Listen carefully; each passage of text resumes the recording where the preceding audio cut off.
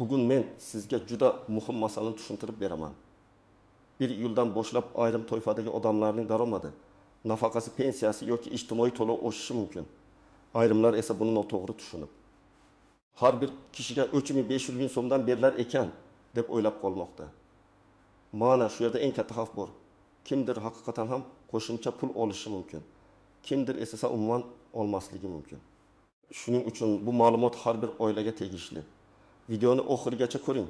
Chunki men kimlar eng ko'p olishi, kimlar ariza topshirishi, kimlar kutishi, kimlar esa ehtiyot bo'lish kerakligini oddiy tilda tushuntiraman. Hozirning o'zida kanalga obuna bo'ling, like bosing.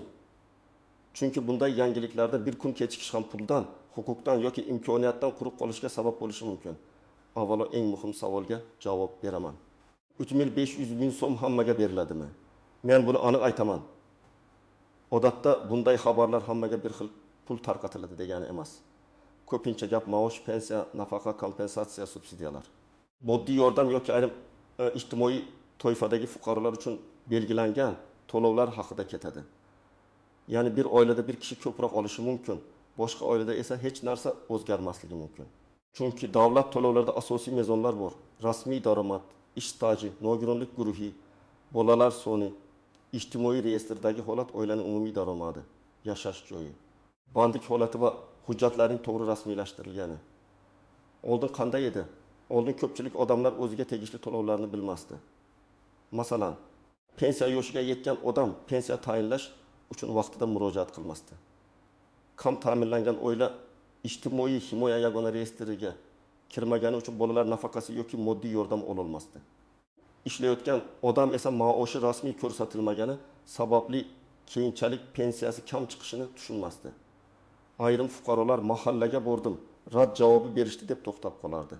Lekin rad javobining sababi hujjat yetishmasligi, daromad noto'g'ri ko'rsatilgani yoki arizada xato yozilgani bo'lishi mumkin edi. Endi nima o'zgaryapti? Asosiy o'zgarish shundaki, ko'plab to'lovlar va imtiyozlar tobora aniqroq hisob-kitob asosida belgilanmoqda. Ya'ni endi falonchiga berildi, menga ham berilishi kerak degan yondashuv ishlamaydi. Har bir fuqaro bo'yicha alohida tekshiruv bo'ladi. Oilada nechta kishi bor? Kim ishlaydi? Kim ishsiz? Kimning nogironligi bor? Bola nechta? Uy-joy sharoiti qanday? Rasmiy daromad qancha? Bank kartalarida harakatlar bormi? Soliq bazasida qanday ma'lumot turibdi? Shuning uchun 1 iyuldan keyingi har qanday oshish yoki qo'shimcha to'lovni to'g'ri tushunish uchun men sizga bitta narsani aytaman. Avvalo siz o'zingizning toifangizni aniqlashingiz kerak. Endi kimlar bu masalaga jiddiy qarash kerakligini birma-bir tushuntiraman. Birinchi toifa pensiya oluvchilar. Agar pensiyalar miqdori oshirilsa yoki qayta hisob-kitob qilinsa, eng ko'p e'tibor beradiganlar aynan pensiya yoshidagi fuqarolar bo'ladi. Lekin hamma pensiya bir xil oshmaydi. Masalan, bir odam ming so'm pensiya olsa, oshish foiz hisobida bo'lsa, uning qo'shimchasi kamroq bo'ladi. Boshqa odam 30 ming so'm pensiya olsa, foizli oshish natijasida u ko'proq qo'shimcha olishi mumkin. Shu sababli hamma 35 ming so'm oladi degan gap noto'g'ri bo'lishi mumkin. Lekin ayrim kishilarning umumiy pensiyasi yoki to'lovi 3500 ming so'mga yetishi yoki shunga yaqinlashishi mumkin. Oddiy misol keltiraman. Toshkent viloyatida yashaydigan otaxon 38 yil rasmiy ishlagan. Ish haqi ham ko'p yillar davomida nisbatan yuqori bo'lgan. Uning pensiyasi avval 300 ming so'm bo'lgan deylik. Agar indeksatsiya yoki qayta hisoblash natijasida unga 400 ming so'm qo'shilsa, u 3.500 ming so'm atrofida olishni boshlashi mumkin. Lekin xuddi shu mahallada boshqa bir onaxon bor. U umrining katta qismini norasmiy ishlagan, ish staji to'liq tasdiqlanmagan, pensiyasi 900 ming yoki 1.200 ming so'm atrofida. U ham oshishdan foyda ko'radi.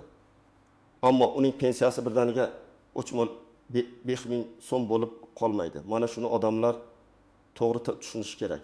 Ikkinchi toifa budjet tashkilotlarida ishlaydiganlar, o'qituvchilar, shifokorlar, bog'cha xodimlari, madaniyat, sport, tibbiyot, ijtimoiy xizmat xodimlari. Agar oyliklar oshsa, bu odamlarga beo'z ta'sir qiladi. Lekin bu yerda ham bitta nozik nuqta bor.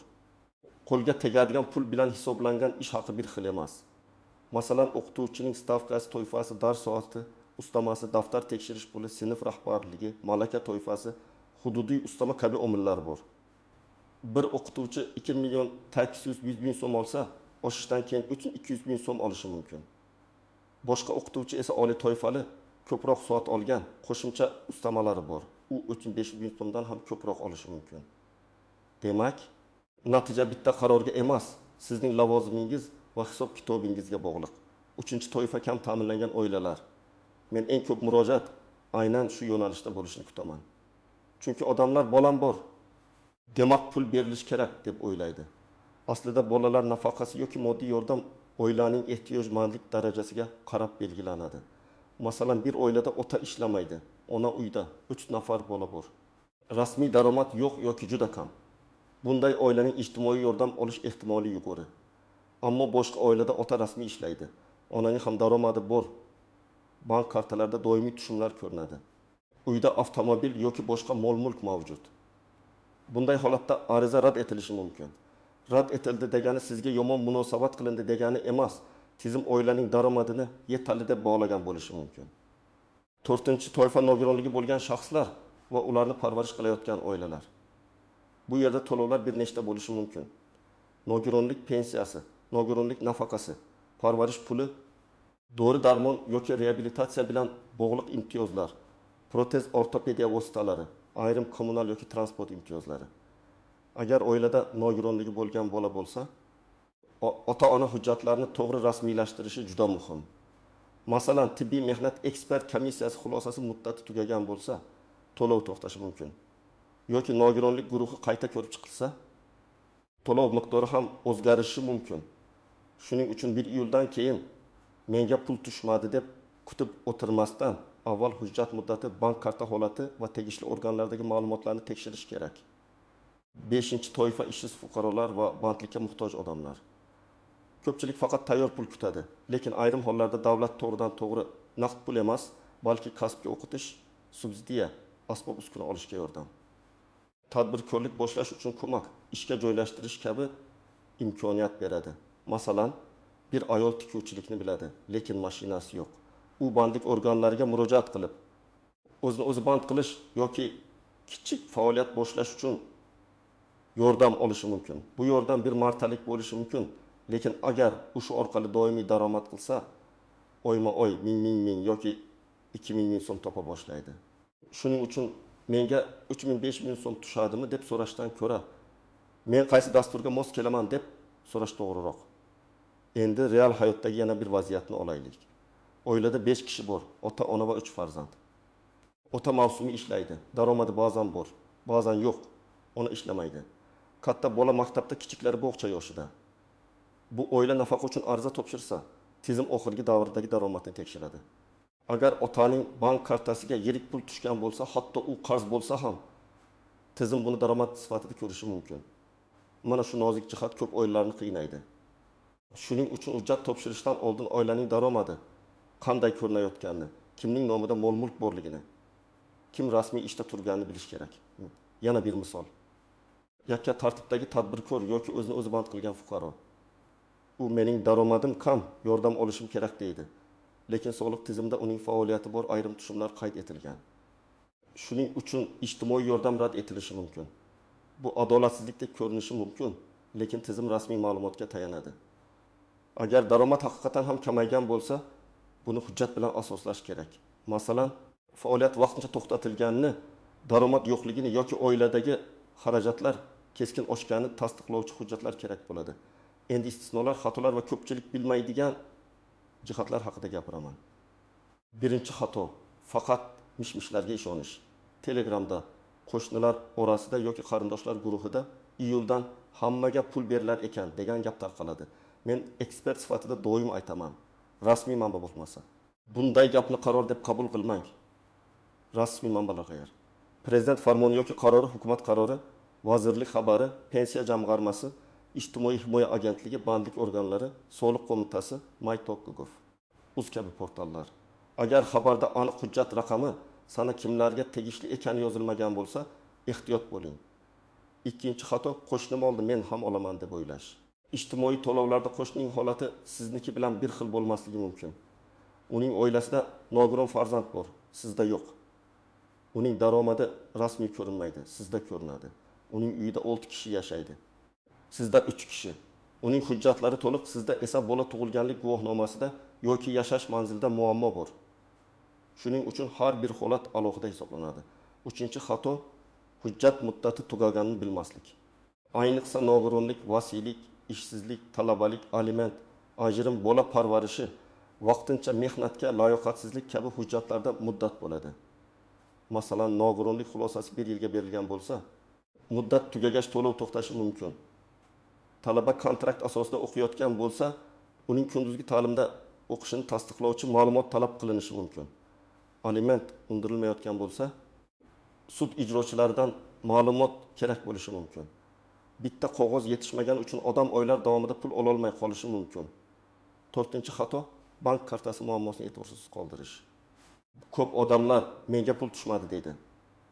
Lekin karta muddati tugagan, bank rekviziti o'zgargan, karta bloklangan yoki boshqa bankka o'tgan bo'ladi. Ayrim hollarda pul hisoblangan bo'ladi, lekin texnik sabab bilan tushmaydi. Shuning uchun bank ilovasini, kartaning amal qilish muddatini, SMS xabarlarini va hisob raqamini tekshirish kerak. Agar karta o'zgargan bo'lsa, tegishli tashkilotga yangi rekvizitni yetkazish lozim. 5-xato. Norasmiy vositachilarga pul berish. Men buni alohida ogohlantiraman. Men sizga nafaqa chiqarib beraman. Pensiyangizni oshirib beraman. 3500 ming so'm olishga yordam beraman deb pul so'raydigan odamlar bo'lishi mumkin. Rasmiy to'lovlar qonun va elektron tizim orqali belgilanadi. Agar siz hujjat topshirishingiz kerak bo'lsa, buni o'zingiz mahalla, ijtimoiy xodim, davlat xizmatlari markazi yoki rasmiy portal orqali qilishingiz mumkin. Kimdir pul so'rasa, ehtiyot bo'ling. Chunki siz pulingizdan ham shaxsiy ma'lumotlaringizdan ham ayrilishingiz mumkin. Yana bir nozik jihat oilaviy tarkib. Ko'p holatda yordam hisoblanayotganda bir manzilda ro'yxatda turgan odamlar inobatga olinadi. Masalan, akangiz Rossiyada ishlaydi, lekin ro'yxatda sizning uyingizda turibdi. Tizim uni oila tarkibida ko'rishi mumkin. Yoki turmush o'rtog'ingiz bilan alohida yashaysiz, lekin nikoh rasman bekor qilinmagan, daromad hisobida muammo chiqishi mumkin. Shuning uchun real hayotdagi holat bilan hujjatdagi holat mos bo'lishi juda muhim. Yana bir masala. Rasmiy va norasmiy daromad. Agar siz doimiy ishlaysiz, lekin ish beruvchi sizni rasmiylashtirmagan bo'lsa, bugun sizga ijtimoiy yordam olish osonroq tuyulishi mumkin. Lekin ertaga pensiya, kredit, subsidiya, mehnat ta'tili, kasallik varaqasi, homiladorlik to'lovi yoki ish staji masalasida zarar ko'rasiz. Shuning uchun men har doim aytaman. Rasmiy ish haqi kichik ko'rinmasin, lekin u sizning kelajakdagi huquqingizni himoya qiladi. Ayniqsa pensiya hisobida rasmiy staj va rasmiy daromad juda muhim. Endi nima qilish kerak? Men sizga aniq qadamlarni aytaman. Birinchi qadam, o'zingiz qaysi toifaga kirishingizni aniqlang. Siz pensiya oluvchimisiz? Budjet xodimimisiz? Kam ta'minlangan oilamisiz? Nogironligi bo'lgan shaxsmisiz? Ishsizmisiz? Yolg'iz onamisiz? Boquvchisini yo'qotgan oilamisiz? Yoki subsidiya olishni xohlovchi fuqaromisiz? Toifani aniq bilmasdan turib, qayerga murojaat qilishni ham bilmaysiz. Ikkinchi qadam, hujjatlarni tayyorlang. JSSA shir, nikoh yoki ajrim hujjati, bolalarning tug'ilganlik guvohnomasi, nogironlik xulosasi, ish joyidan ma'lumotnoma. Daromad haqida ma'lumot, bank karta rekviziti, yashash manzili, mahalla ma'lumotlari, aliment yoki vasiylikka oid hujjatlar kerak bo'lishi mumkin. Hamma holatda bir xil hujjat talab qilinmaydi. Lekin asosiy hujjatlaringiz tartibli bo'lsa, jarayon tezlashadi. 3-qadam, rasmiy manbadan tekshiring. My.gov uz portaliga kirib, xizmatlar bo'limidan tegishli ariza topshirish mumkinmi? Tekshiring. Davlat xizmatlari markaziga boring. Mahalladagi ijtimoiy xodim bilan gaplashing. Pensiya masalasi bo'lsa, pensiya jamg'armasining hududiy bo'limiga murojaat qiling. Bandlik masalasi bo'lsa, kambag'allikni qisqartirish va bandlik bo'limlariga boring. Agar sizda internet bo'lmasa, yaqin qarindoshingizdan yordam so'rang, lekin shaxsiy parol va karta ma'lumotlarini begonalarga bermang. 4-qadam. Arizada aniq yozing. Menga yordam kerak deb umumiy yozish yetarli emas. Masalan, oilamda 5 nafar a'zo bor, 3 nafar voyaga yetmagan farzandim bor, hozirda doimiy daromad manbai yo'q. Ijtimoiy nafaqa tayinlashni so'rayman deb yozish kerak. Nogironlik bo'yicha bo'lsa, xulosa raqami va muddat ko'rsatiladi. ishsizlik bo'yicha bo'lsa ish qidirayotganingizni, kasbga o'qishga tayyorligingizni yoki ishga joylashish istagingizni yozing. Aniq ariza aniq javob olishga yordam beradi. 5-qadam rad javobini ham tekshiring. Agar sizga rad javobi kelsa, xafa bo'lib to'xtamang. Rad etish sababi nima? Daromad yuqori ko'ringanmi? Hujjat yetishmaganmi? Oila tarkibi noto'g'ri chiqqanmi? Bank ma'lumotida muammo bormi? Muddati o'tgan hujjat bormi? Sababni bilmasdan qayta ariza topshirsangiz, yana rad bo'lishi mumkin. Sababni aniqlang, xatoni tuzating, keyin qayta murojaat qiling. 6-qadam hisob-kitobni o'zingiz ham kuzating. Agar maoshingiz oshgan bo'lsa, hisob-kitob varaqasini so'rang. Unda asosiy oylik, ustama, soliq, pensiya badali qo'lga tegadigan summa ko'rsatiladi. Agar pensiyangiz oshgan bo'lsa, qaysi asosda oshganini bilishga haqlisiz. Agar nafaqa tayinlangan bo'lsa, muddati qachongacha ekanini eslab qoling.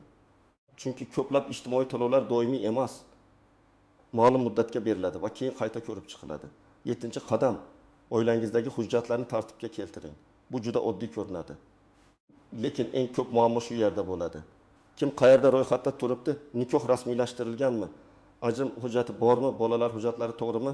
Familiya va ism yozilishida xato yo'qmi? Karta kimning nomida? Telefon raqam kimga ulangan? Bularning hammasi ahamiyatli. Ayniqsa elektron tizimlar ishlaganda bitta harf xatosi ham ma'lumot topilmasligiga olib kelishi mumkin. Men yana shuni maslahat beraman. Har qanday murojaatda nusxa yoki tasdiqni saqlang. Davlat xizmatlari markaziga borsangiz, ariza raqamini oling. Portal orqali topshirsangiz, ariza holatini kuzating. Mahallaga hujjat bersangiz, qachon topshirganingizni yozib qo'ying. Telefon orqali aytilgan gapga emas, yozma javobga tayaning. Chunki keyin shikoyat yoki qayta murojaat qilish kerak bo'lsa, sizda dalil bo'ladi. Agar siz pensiya yoshiga yaqinlashayotgan bo'lsangiz, oldindan tayyorlaning.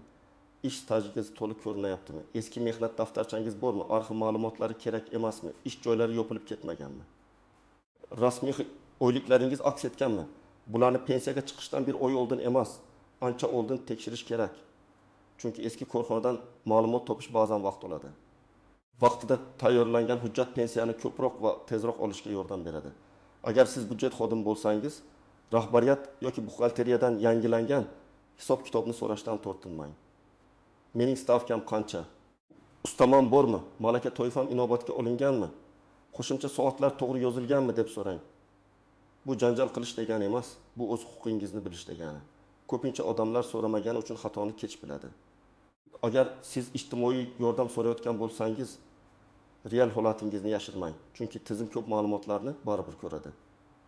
Noto'g'ri ma'lumot berish keyinchalik to'lovni qaytarish majburiyatiga yoki boshqa muammolarga olib kelishi mumkin. To'g'ri ma'lumot bering, lekin sizga tegishli huquqlarni ham talab qiling.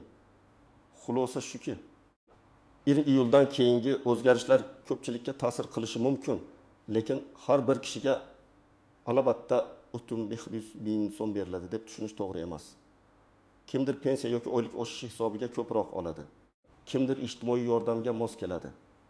Kimdir subsidiya yoki bandlik dasturidan foydalanadi. Kimdir esa hujjatlari to'liq bo'lmagani uchun vaqtincha rad javobi olishi mumkin. Eng muhimi, siz o'z toifangizni aniqlang. Hujjatlaringizni tekshiring. Rasmiy manbaga murojaat qiling va mishlarga aldanmang. Men sizga ekspert sifatida shuni aytaman. Bugun tekshirgan odam ertaga yutadi. Bugun hujjatini tartibga keltirgan odam ertaga pulini, imtiyozini yoki huquqini tezroq oladi. Sizning oilangizda kim pensiya oladi, kim budjetda ishlaydi, kim nafaqaga muhtoj, kimning hujjatida muammo bor, hoziroq ko'rib chiqing. Agar siz bu mavzuda o'z holatingizni yozmoqchi bo'lsangiz, kommentariyada yozing. Siz qaysi toifaga kirasiz va iyuldan qanday o'zgarish kutyapsiz? Videoga like bosing. Kanalga obuna bo'ling va yaqinlaringizga ham yuboring. Chunki bu ma'lumot faqat sizga emas, ota-onangizga, farzandlaringizga, qo'shningizga va butun oilangizga kerak bo'lishi mumkin.